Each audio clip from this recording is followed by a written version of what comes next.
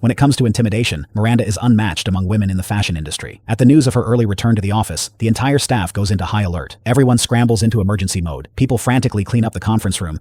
Those eating breakfast quickly dispose of any evidence. Staff in comfortable shoes switch to heels, and everyone touches up their makeup. The whole office descends into chaos. Andy, a bright graduate from an Ivy League school, dreams of becoming a journalist. But in New York, even her impressive resume isn't enough. After countless rejected applications, she only receives one response from this prestigious fashion magazine, inviting her to interview for an assistant position. When Andy presents her resume, describing her academic pursuits and college internships, Miranda barely glances at her, unimpressed by Andy's naive interview style and simple attire. Just as a disappointed Andy reaches the lobby, someone calls her back. The boss has decided to hire her. The very next morning, before 6 a.m., Andy receives a phone call. When she rushes to the office in a panic, she finds everyone, including the boss, already deep into their workday. As the second assistant, her main duties involve running errands and answering phones. But that day, Andy makes a rookie mistake. The boss is selecting a belt for a dress, with staff holding up two options, unsure which to choose. Hearing this, Andy can't help but laugh. To her, the belts look identical. Seeing this, Miranda takes the opportunity to educate her. The boss's lecture ignites Andy's competitive spirit. From then on, work becomes more than just a job. It becomes a personal challenge between her and Miranda. So when Miranda tosses last week's coat, bag, and instructions, Andy begins racing through New York streets. Though the tasks seem trivial, she executes them with exceptional dedication. Andy's father visits from their hometown, first offering her some money for immediate expenses, while expressing concern about her situation. Before Andy can explain to her father, she receives another call from Miranda. Due to heavy rain, all flights are grounded, but Miranda must return tonight to see her daughter's performance tomorrow morning. So she tasks Andy with finding her a plane. That night, Andy exhausts every possible option, but ultimately fails. The next day, Andy sincerely apologizes to Miranda, who refuses to accept it. Escaping the suffocating office, Andy confides in the only colleague she's close to, a designer, expressing her frustration and resentment. Listening to Andy's situation, instead of offering comfort, he suggests she quit if she can't handle it. Lack of passion is Andy's real problem. This becomes Andy's awakening moment, and she decides to transform herself. With the designer's help, she abandons her old style, fully embracing glamour and confidence. Andy's career begins to soar. She accompanies Miranda to Paris for the coveted fashion week that everyone in the industry dreams of attending. Here, she experiences a social class transformation. Andy accidentally learns from an editor that at today's gala, the publication's owner plans to replace Miranda with someone younger. Andy tries to warn Miranda before the gala, but hearing the news, Miranda remains unfazed, leaving Andy confused. Until Miranda speaks at the gala, not only does she keep her position, but she announces a new role for her rumored replacement. After the gala, Miranda reveals her political strategy to Andy in the car. It turns out she had already heard about the replacement plans, so she first secured an irresistible position for her potential replacement, eliminating any interest in Miranda's role. Then she presented the owner with a list of the magazine's top talent, explicitly stating that if the owner replaced her, these loyal employees would leave with her. Thus, Miranda won the negotiation and secured her position. At this moment, Andy finally realizes this isn't the life she wants. She can't sacrifice her most important relationships for work. Andy chooses a different path than her boss, prioritizing life over career. Back home, Andy returns to her simple style and interviews at her dream newspaper. Andy spots Miranda emerging from the building across the street, still as elegant as ever, walking with the same hurried steps. Their eyes meet. Andy smiles and waves, while Miranda gives her a cold look before removing her sunglasses and stepping into her car. Andy smiles knowingly, thinking how Miranda hasn't changed at all. What she doesn't know is that inside the car, Miranda watches Andy's figure, showing a proud smile never seen before.